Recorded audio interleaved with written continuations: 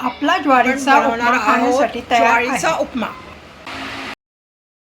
त्यासाठी सर्वप्रथम मी इथे ज्वारीचं पीठ घेतलं आहे 1 कप. आपण 2 कप पण घेऊ शकता.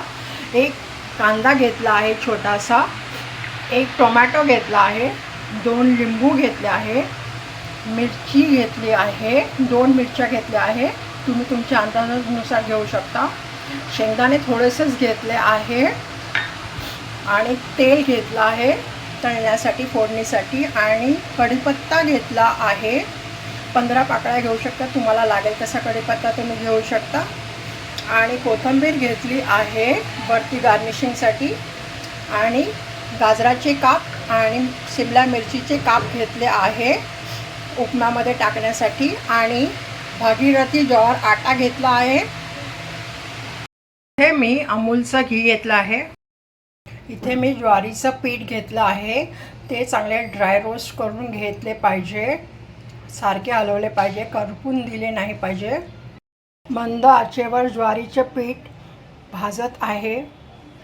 खूप भाजावं लागतं, असं भाजून झालं पाहिजे. आता मी कढईत तेल घेतले आहे, कढी टाकली आहे, शेंगदाणे टाकले आहे, मिरची टाकली आहे, कढीपत्ता टाकला आहे, 1 कांदा टाकला आहे, गाजर टाकले आहे, शिमला मिर्च टाकली आहे, 1 टोमॅटो टाकला आहे, 1.5 ग्लास पाणी टाकलं आहे.